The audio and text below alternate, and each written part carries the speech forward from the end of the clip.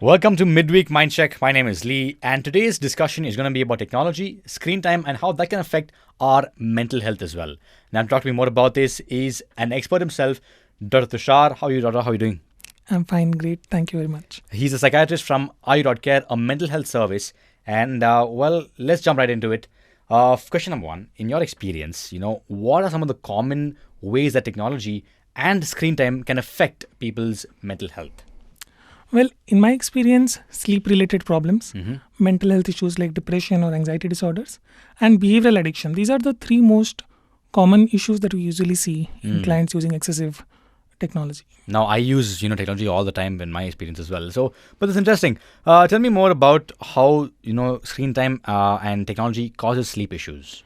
So basically, our sleep-wake cycle is driven by a hormone called melatonin. So Right. melatonin regulates the sleep-wake cycle. But when we use any kind of screen at the night time, the light emitted from it, especially the blue light, reduces the secretion of melatonin, and that disrupts our sleep-wake cycle. And sleep issues are associated with a host of other mental health issues and physical problems as well. Right. So you're saying the blue light from the screens can affect your sleep cycle, which in turn can affect your mental health. Exactly. Interesting. Now you also mentioned depression and anxiety. How does this also relate to screen time and technology? Right. So there has been a lot of studies which shows that excessive use of screen time or technology can cause depression and anxiety disorders. Now, if you think about it, all the technology gives us very instant gratification, and this has been associated with reduced attention span. Additionally, if you look at social media, what happens is that we usually tend to identify with our online identity. And we start focusing on the likes and comments we get. And that way the locus of control, whether I'm feeling happy or sad, depends on external factors. Right. Additionally, a lot of people start comparing themselves with others. And while we see a lot of influencers, a lot of our friends and family making a lot of money, enjoying a luxurious lifestyle, we start comparing ourselves and evaluating ourselves negatively in comparison to them and start feeling low. So adolescents especially come with a lot of body image issues because they tend to compare themselves with all these celebrities and influencers, and that can have a lot of mental health issues. Right. I mean, but for me, it's like my line of work as well, right? Because I have to sort of look at that and the likes and everything else. But I think I know what you mean. And I try as much as I can not to do that. I post a video and I just let it take its own course. If it doesn't do well, I come back in like a couple of weeks. I'm like, okay, this doesn't do well. What can I learn from that? Maybe that's what we should do with other videos as well. But that's, again, my profession. So, it's a one-off thing. But I'm sure there are a lot of positive aspects about, technology as well, which is it's helped us in so many aspects. What are some of the positive aspects about technology that can support mental health as well? So technology and screen time, it's a very complex thing, right? Usually the negative aspects are overstated and positive aspects are undermined. Yeah. But if you look at the positive aspects, if you use it in a healthy manner and purposefully, it can lead to increased connectiveness with your peers and friends. It can reduce isolation. It can act as a source of entertainment and relaxation as well. Right. And think about the mental health care service delivery. Right. So technology has made it so easier. Now we're being able to provide telepsychiatry and telepsychotherapy consultations. There are crisis helplines, and there are a lot of innovations, web apps, which can help in relaxation, mindfulness, and tracking your mood, etc.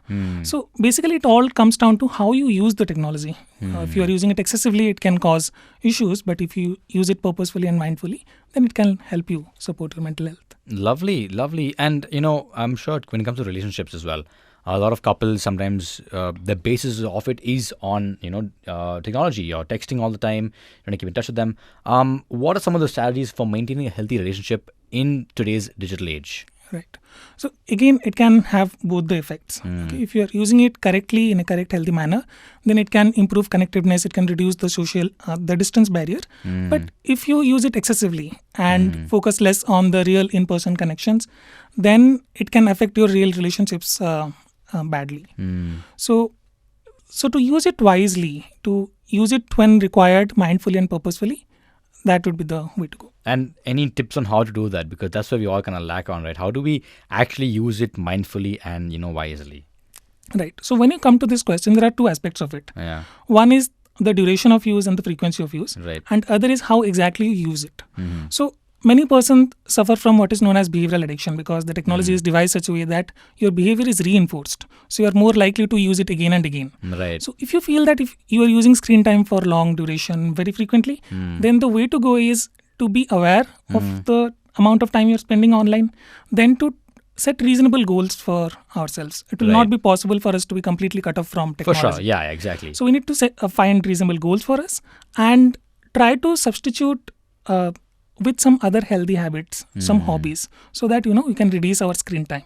And of course, if it is not possible, then there is always a scope to seek mental health help care from professionals. Now, coming to how to use technology, we should connect with people. We should reach out to content which we find aligns with our goals and values. Right. Right?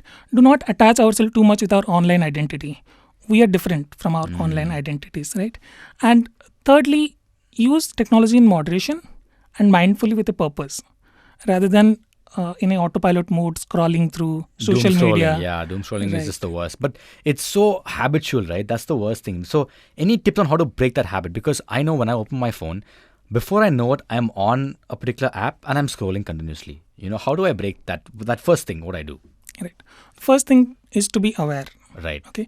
Now you say that you are aware that once you wake up, you reach out to your phone. That Exactly. awareness itself is the first thing. Right. And once you're aware, there you get the chance to make some changes. You can practice some mindfulness, and rather than reaching to your phone in the first thing in the morning, you can substitute with some other habit.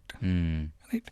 But for many people, as I said, it can be really addictive and For it sure. can be really difficult for some people to get out of it. They find a sense of lack of control in it. For them, I would recommend that seek professional help, and that can be really helpful. Definitely. A lot of kids as well have, used technology continuously. COVID has come in, and then you have people calling them iPad babies, because they've grown up just with the iPad or a screen in front of them. How is that related to mental health? And, specifically, what are the negative impacts for children with screen time, excessive screen time at least? Right. So we have seen that, children and adolescents, basically, their brain is still maturing. Right. The prefrontal cortex, the foremost part of our brain, Right. which helps in rational decision making, that has not still yet developed. So they are more likely to get, addicted to social media, and more likely to base their self-esteem on how they are perceived on social media. Right. And we have seen adolescents who spend so much time online, either in gaming or in social media, that they neglect their academics and their social life in general. Right. So these things can be really harmful, and Now, for parents out there this morning listening in, how can they, approach this issue with screen time and for their kids, and how do they reduce the screen time for them so that they have a positive mental health development as well? right. The first thing would be to lead by example. Right. If the parents That's are going to be very themselves- hard, but for parents, they're gonna Right. really be like, so how would I do that? That's impossible. saying is easier than doing it. Definitely. But yeah, the starting point is to lead by example. Right. So I think the starting point would be to lead by example. So parents themselves should limit their screen time, Right. and that can set a good example. Right. In addition, they can supervise children so that they don't watch any kind of explicit content or any Yeah. kind of violent things that they don't want their kid to watch. Definitely. Additionally, we need to educate children how to use technology, social media, screen time in a positive manner, in a healthier way, Right. right? And yeah, I think lastly, you missed out on reading books as well. I think one thing you should just give them a book and be like, read this. This is way better than your iPad, right? so substituting Yeah. these things with substituting social media and technological thing with other things like reading Like books. a board game as well. Yeah. Yes. So And that will help actually, you're saying. Okay, perfect. That makes a lot of sense. Any specific other recommendations, or guidelines for parents who have children who use, screen time a lot? Right. They can actually, what really helps is, I have seen in my clients that if you can decide certain time when you are not supposed to use technology, like something like the dinner time, your bedtime, your study time, if you can make sure that make some rules at home that not to use technology in those particular areas, it can really help. Right. Because I've also read that the Indian Association of Pediatrics recommends that only for children below 2 years, they shouldn't have any screen time at all. No screen time at all for them. And maybe that'll help as well, for young kids. Because I feel our parents just prop them from a TV. They're like, you know what, you're doing your own thing, I'm doing my own thing. But that's not helpful at all, not healthy at all, right? Exactly. So many parents find it very difficult, Right. but it is actually recommended by the Indian Association of Pediatrics and many other associations as well that less than 2 years children should not be exposed to any screen time. Right. 2 to 5 years maximum limit is 1 hour, and 5 to 10 years 2 hours is the maximum limit. Wow. So 2 to 5 years, 1 hour. 1 hour. 5 to 10, 2 hours Yes. of screen time. I think I was grown up a different era altogether. My last question, would be that how does a mental health professional, address these issues? If you have a child or an adult as well coming to you with screen time issues and technology issues, how do you address these issues? Okay. So the first part would be assessment. We spend initial few sessions in understanding the problem they're dealing with, what are the issues they're finding. Then we sometimes recommend some psychological tests, especially if we want to assess the severity of the problems or sometimes if the diagnosis is not clear. After the assessment and the tests, then the care provider usually comes up with a treatment plan in association with the client. Right. So the plan could be either medicines, it could be therapy, sometimes both.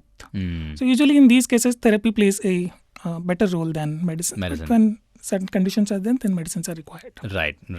Dr. Tushar, thank you so much for coming out and talking to me this morning about screen time. It's one issue that we all face. We don't really know we're facing it and how it's affecting our mental health. Thank you for shedding light on these different issues and how we can address them as well. Thank you once again. And to know more about Ayu.care, visit their website, which is ayu.care.com. Yes. Okay, the website is called Ayu.care. Check them out. They're a mental health service as well, because if you need help, they are there for you. And thank you once again. Have a nice day. Thank you. It was glad to be here. All right.